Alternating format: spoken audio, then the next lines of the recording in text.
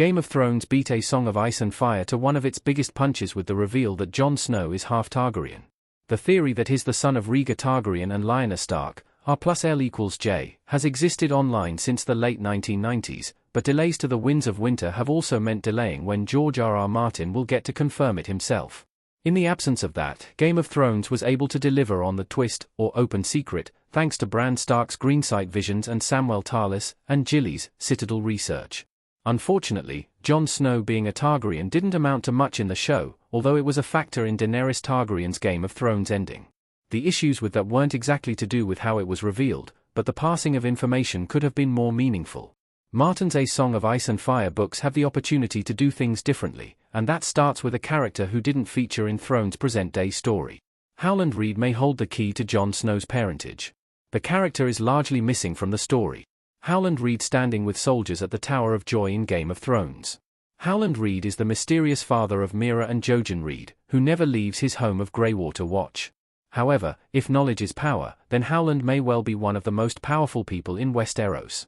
A close ally of Ned Stark who fought alongside him during Robert's Rebellion, he is the only remaining survivor from the Tower of the Joy conflict, which makes him the one person who knows the truth about Rhaegar, Lyanna, and Jon Snow.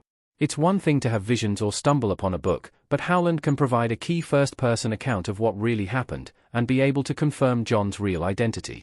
The character is already loyal to House Stark. Not only did he save Ned's life from Arthur Dayne, but he sent Jojen and Meera to Winterfell to guide Bran.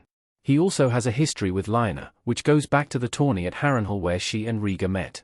He's a key part of their story, and the one person who can still be a part of it now.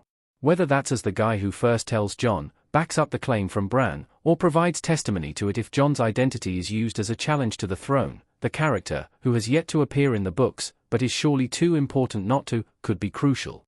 Howland Reed can add more depth to Jon Snow being a Targaryen. He can tie into A Song of Ice and Fire's themes.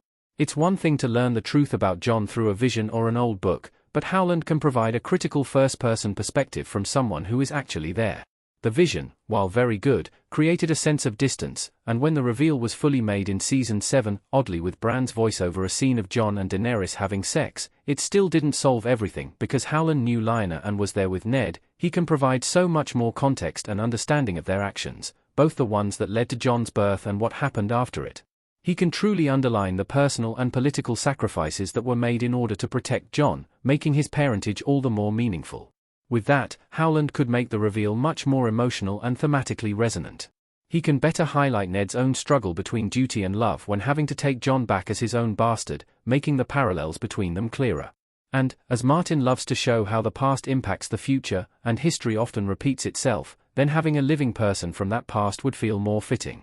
Reed knows too much, and feels too important, to be completely missing in the present story of the books like he was in Game of Thrones, and hopefully, his appearance adds to what should still be one of its biggest moments.